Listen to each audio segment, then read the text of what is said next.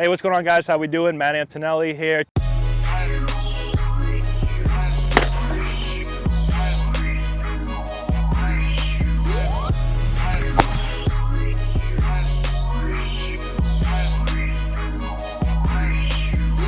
Hey guys, how you doing? It's Coach Juan. I'm just here with a little breakdown of Lucas Giolito, one of my favorite guys to watch pitch in the major leagues. His development over the years has been incredible, and primarily his ability to change his arm action from one year to the next was pretty uncanny, and it's very difficult to change it as drastically as he did. Typically, you're able to tweak things in an off season, but he just revamped the entire thing, the entire arm action. So if you've never seen him throw, go check him out prior to this past season and you'll know exactly what I'm talking about. But the focus of this video today is going to be more geared towards his lower half and then his trunk. So we're going to talk about a couple variables within this throw. This throw is obviously from the slide step. We have a runner on first base. So there's a runner on from the slide step, and then he also throws a changeup. So he's throwing a changeup here as well. So a bunch of variables that are making this throw as hard as it can possibly be for a major leaguer. But a lot of youth players and just players in general, even the professional ranks, struggle with that combination. Runners on from the slide step, throw a changeup, throw it effectively. Okay, one of the tougher things to do for a pitcher. So we're going to focus on his lower half and show how he's able to still stay strong, put himself in good, strong positions throughout his delivery with his lower half and trunk to allow him to deliver a good elite throw. So he's definitely an elite mover, great athlete, and let's just go over right from the very beginning what the back leg looks like as the front leg comes up. So we get our leg off, our stride leg off the ground, and you see immediately that weight shift going towards the plate, but it's not flying and it's not crashing down. We see that back leg in particular, let's just stop it here, that back leg is still in a good strong position. The shin is relatively vertical, but he's able to almost be in a squatted position, or this is basically sitting into your back leg. When you're able to do this right here, where that back leg is still externally rotated, we're using proper muscle groups, we're not quad dominant within our delivery, we are into that back hip, the upper half is coiling over the back hip as his body is traveling forward. It's a very elite and very difficult move to do.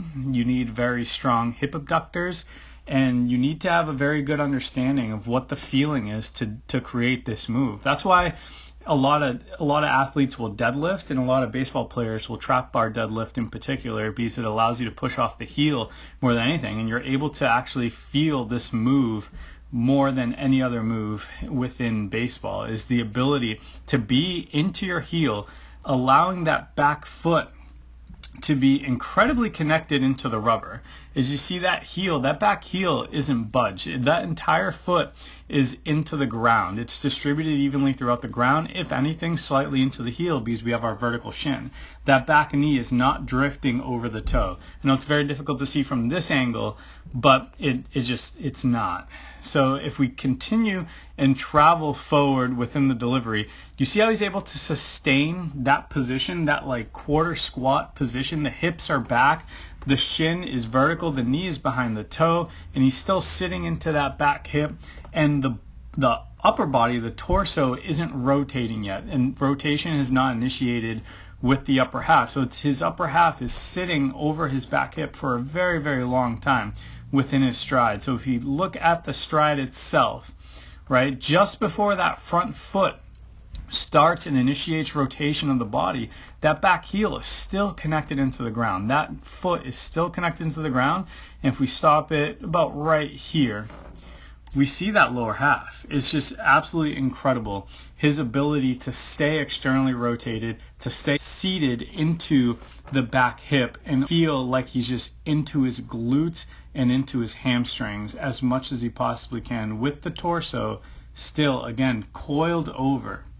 The torso is coiled over. It's resisting. The upper half is resisting the forward move of the legs.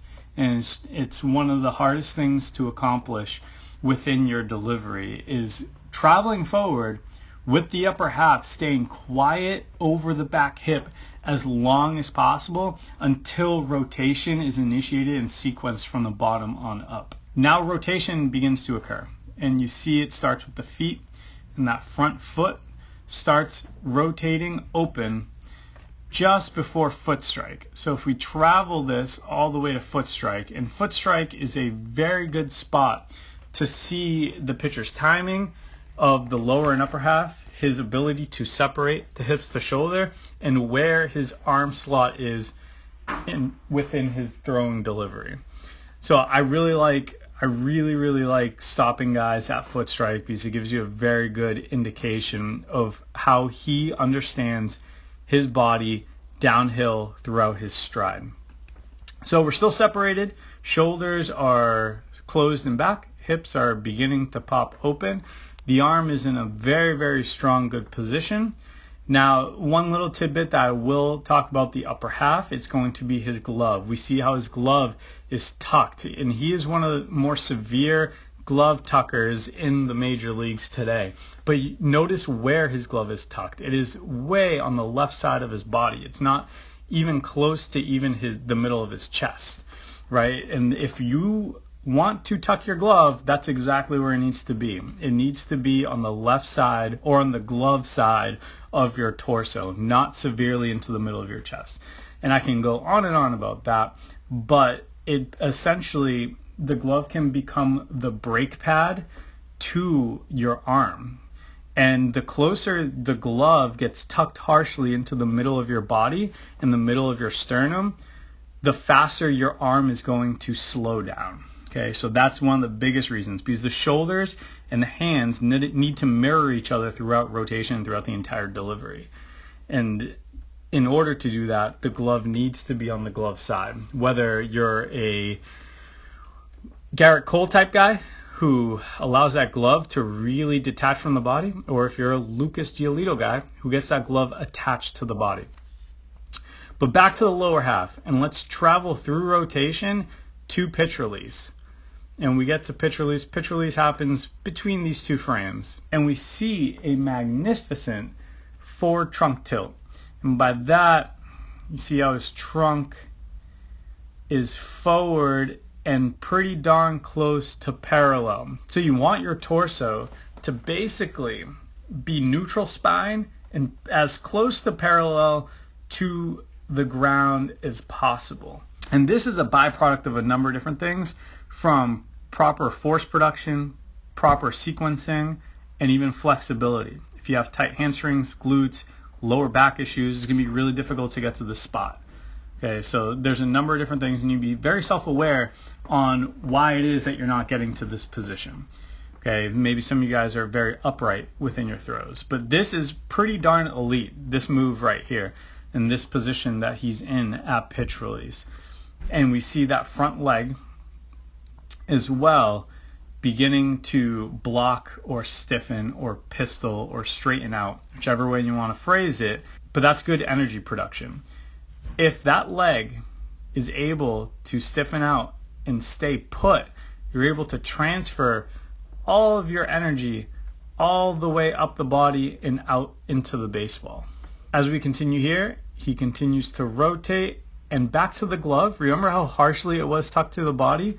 We actually see the glove appear right here, and then the back elbow is right there, allowing the throwing hand to almost replace it and follow. It follows the glove, and he's able to follow through over his hip as opposed to maybe crashing up against his quad or crashing up against his arm. Very, very elite mover, very elite movement from Lucas Giolito. He does a lot of things well, but considering all of the variables within this throw, runner on first, slide step, change up, grip, he's able to perform an absolute elite throw within this delivery.